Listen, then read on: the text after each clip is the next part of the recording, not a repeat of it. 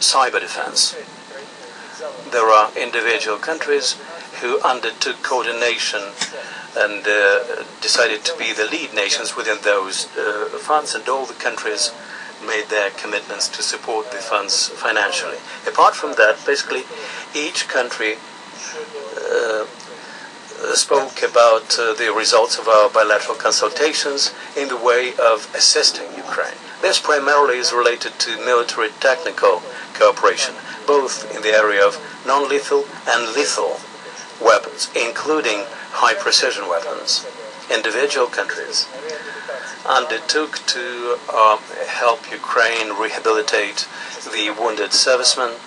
Some countries undertook to supply medical equipment and medication, and as you can see, the scope of our cooperation on the bilateral level with the individual allies is extremely broad.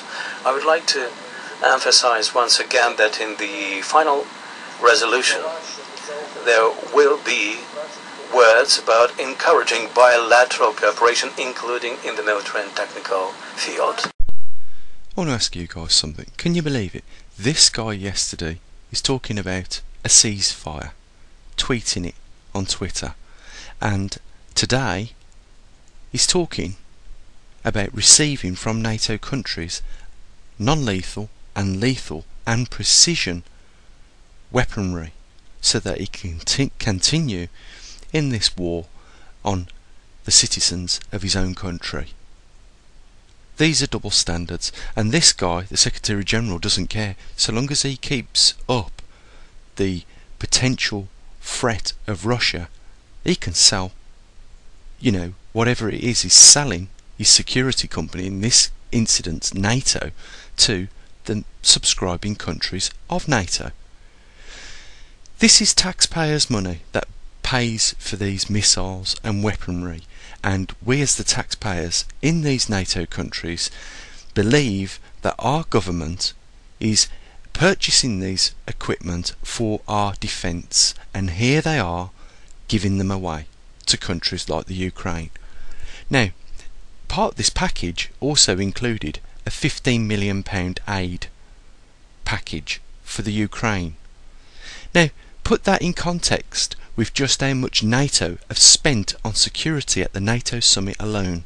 £50 million, and there is the integrity of supporting the Ukraine with, the amount that they are talking about. They would rather spend £50 million on putting a 10-mile long fence 9 foot high all around the NATO summit than give, the Ukraine a decent aid package. This is taxpayers' money. This is a glorified event for these pigs at the trough, NATO and its subscribing members. And I tell you now, it's all at the expense of us taxpayers, and it's got to stop, because they're telling us that we're in times of austerity. We've got to face cutbacks, and at the same time they're having lavish meals at the NATO summit, lavish expenditure wasted on security for these meetings, and at the same time they are not only causing the troubles in the world, but they are using that to justify the means for NATO's survival, for it to continue doing what it does. It was NATO that was firstly responsible for the incident in the Ukraine, and now it has got out of hand, and the taxpayers around the world are having to pay for it. It is not a matter of defence for ourselves. We ain't got to defend ourselves against nobody in this world. If it weren't for these people, inventing bogeymen like ISIS and now provoking Russia, we would not need a NATO at all. It is a security business, and it is fraud and deception that is taking place, and they are using taxpayers' money incorrectly. Surely you'd rather see this money spent on infrastructure in your own countries. You would rather see this money spent on, providing decent salaries for people in these countries that work as, public servants. improvements to neighbourhoods, more houses needed to be built in these countries, better wages, better facilities. This is what everyone would rather see the money on. But these pigs at the trough, at the top, the David Camerons, who are now saying that he will provide 3,500 military personnel towards this rapid response tactical unit that can be deployed anywhere in the world within 5 days, which is just another package of NATO and what it sells in its security things. This is so that they can justify asking for more money off of these countries that are already going through, as we know, austerity measures. There is simple ways to put the economy back on the road, but these idiots that have got these jobs, that shouldn't have these jobs, could do. But the reason why they won't is because they don't simply know how. They're embarrassing us, these people at NATO. They're an embarrassment. They go accusing Russia of knocking a flight down over the Ukraine. Russia comes straight up forward and out there in the open and provides satellite evidence to say it was nothing to do with them, but there was at the same time, or just before that flight went down, there was a Ukrainian fighter jet trailing it, and here's the evidence. What do NATO do? They produce evidence taken from video games to state that Russia are building up forces on the Russian border to the Ukraine. They're an embarrassment to us, and I ask this question: have NATO spent the money on those military satellites that are supposed to be all singing and dancing? Have they? Or have they pocketed the money and there is no satellites up there in the first place? Where are these spy satellites that they talk about? Show us some form of evidence, and make it recent as well, so that we can see what you're talking about. Prove what you're talking about with your satellites so that we can see them, because I've got to say this: it doesn't look like you've spent any money on satellites. It looks like you've waxed your pockets rich, and nothing more and nothing less. You're causing trouble around the world. You're an embarrassment to every country that is part of NATO, and you need to be dissolved. Countries need to say, we are no longer going to spend money on this glorified security company because it is not justified or needed. We have our own defence. We don't need a rapid response unit to go interfering in other parts of the world's affairs. We are not under attack, and therefore we shall not provoke another country into war on their territory. We are the aggressors at the moment, and it's because of people like this at the NATO summit, provoking other countries to war, getting people, these are like drunks at a party with a big mouth, shouting it off, causing trouble, pushing people about, and when it comes down to it, they can't back up their own corner. They need everybody else to back it up for them, and these fuckers scurry off into the corner of that club whilst they have just caused a bar fight. They're cowards. They're only in it for the money. They don't know how to build things. They don't know how to create. They only know how to destroy and deceive. And this is nothing but fraud and deception what we're watching here. Telling me that it was more important to spend £50 million on security for themselves than it was to give a reasonable amount of money in aid to those poor victims in the Ukraine, which they started themselves. It is a shambles, and they need to be put in prison. Someone needs to go down to Wales this weekend and weld up that gate. Lock them all in there. Don't let them ever back out. These are evil, wicked people.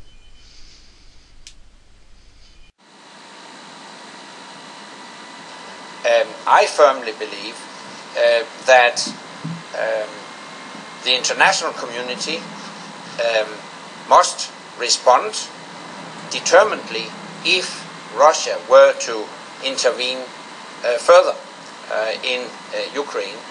Respond through deeper, broader, tougher economic sanctions that would definitely hurt Russian economy and isolate Russia further. Tell me something. Was it Russia that shot down MH17 over the Ukraine? Was it Russia that installed the coup government in the Ukraine? Is it Russia sanctioning any other country in Europe or the world. What Russia are trying to do is come up with diplomatic solutions for the Ukraine to pay a gas bill. Russia have sent aid into the Ukraine. NATO haven't. What the Secretary General is a clown. And NATO is his circus. And he needs to wrap up this circus and get out of Wales and stay out of the United Kingdom, because it is a shammy, cheap, corrupted security company. Nothing more. And the rest of the world need to see this. It is an unnecessary expenditure which needs to go. It is not needed, certainly in the times of global depression. It adds nothing to the solution of resolving any problem whatsoever. NATO is a loaded gun, threatening the world right now. That Secretary General must be best friends with those over at the IMF. That, you see, the real thing is, which is really the cause of all this trouble, is that what Russia did, and it was allowed to, in a free economy, it was allowed to, build a BRICS bank, like it has done, to challenge the Federal Reserve and the IMF. That's what's known as competitiveness. And if, NATO and the IMF don't like competitiveness, then they better do something about the capital system. Because it is the capitalist system that is past its sell-by date. And the only reason it is still in existence is because it is the wealthiest people on this planet that benefit from it, and therefore want to keep it going. The rest of the world right now is living on minimum wage. The other day, a story in the news really angered me. It frustrated me and angered me. There was a woman over in America that was working 2 jobs, one on the back of the other, and had an hour's sleep and died of exhaustion in between it. She was probably barely covering her bills with both of these jobs and died of exhaustion. Think about that, guys. Because this is where we're all going to end up if we do not make changes. I tell you now, I promise you, the monetary system has passed its sell-by date and is stagnating on the shelf right now, and you would never pick it up. You would never see it is appetizing if it was food. There needs to be a change to the whole of the global economics. And the problem is that these people don't see this. They never talk about the real issues. You'll never see them on mainstream media discussing real issues with modern capitalist system. And in short, it's the fact that that we became technologically advanced and started incorporating robotics into industry and computers that did away with human labour, or the need for human labour in the workforce. But the problem is, we need money, we need a job to participate in this monetary system. And if there's no work, there is no money. There are people not able to participate in this system. It's alright for these rich elite people because they have endless amounts of money, and with that endless amounts of money they have the entitlements of experiences beyond our wildest dreams. They're the only ones really living on this planet, whilst the rest of us are suffering in slavery. Is this, NATO, best use of money in an already tight market where there isn't a lot of money? Is this what we need? More war? What we need is some severe changes. We need a grand union, someone that protects the rights of everybody in this world and sticks up for those people at the bottom as well as those at the top. a common ground somewhere needs to be found. But continuing on like this, guys, allowing clowns like this and the circus to roll in any country's town is not the way forward. NATO create problems, then provide solutions for the problems. It's like an alarm company selling alarms in an area, saying that the area is under threat of people being burgled, but it's these paying the burglars in the area in the first place to do the burglaring to justify them coming in with this new alarm system. This is exactly what they're doing, and their new product is this rapid response unit.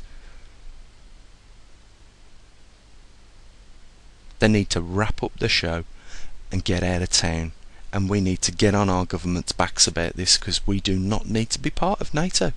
Most of these European countries have their own fighting force, and if we're not at threat, what is the point in spending trillions and trillions of pounds on more military hardware when it's not it is not needed? We've got nuclear submarines that have been going around the oceans for years and years and years and never fired off one nuclear missile in a instant to protect ourselves from attack from others. It's not needed, yet they cost billions of pounds. Wouldn't you rather that money be spent on a hospital, a school, a college, a university, infrastructure, transport? What about exploratory further into space? No.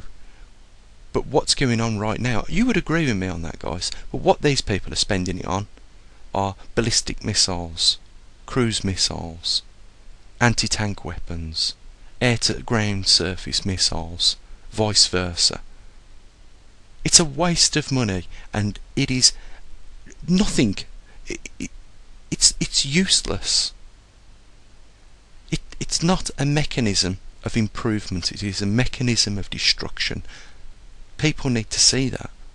They need to start thinking a bit more logic. We need to put more pressure on these people if ever we're going to get rid of them, and there's never been a time when we need to get rid of them more than ever now, right now, guys.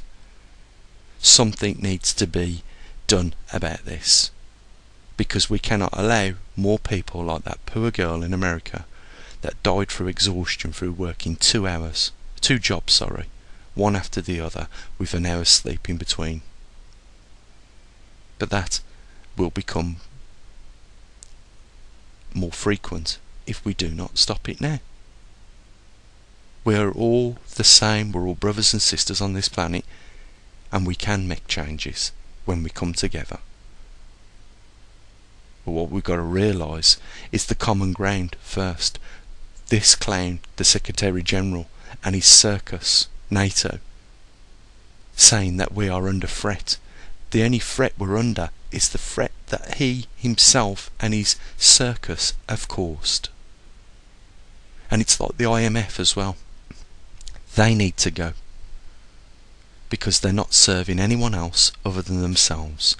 Take a look at all, if you're in the UK, take a look at any of the members of Parliament or Houses of Lords. Do you see a poor one amongst any of them? And why is that? Why isn't there a poor one? Because they're looking after themselves, whilst at the same time an ever increasing poverty sweeps across the country. Neglected people and their people. And it's like Jack Fresco says, if you cut off an organ in your body will perish within weeks. If every organ in your body goes out for itself, your body will perish in weeks. And it's like that in society. You start cutting off members of society, and that society and that country will perish. And it spreads worse than Ebola over the world, and it has done. Greed and corruption. There's no creation in greed and corruption, and it's got to go. And if it means, we've got to change all our policies, then so be it. Isn't it not worth it, eh? To try and create a little bit of heaven on earth? Because this Secretary General, David Cameron, Barack Obama and all the others are trying to bring hell on earth. Because they are at the cutting edge of the capitalist system, and they know the only way you can be on top of this game at this point and time is by being corrupt. You know, guys, I want to thank you for your patience in staying to the end of this video. And also, I want to mention that there's a link below where you can support the channel. If you want to, that is. I know some of you just simply don't have the means to these days. I'm trying to be a small mechanism in this world that, you know, brings about change. That's all we're trying to do and achieve on this channel. And you never know, you know, because it can start with one channel. It can start with a load of channels coming together on, you know, the same agendas and topics. And you never know, we could change something. Even if it's a little change, isn't it worth it? That's why I say, you know, guys, I think the channel should be supported for some of the work that we do on this channel and some of the topics that we cover. So if you can, the link's below. And as always, guys, thanks for listening, and bye for now.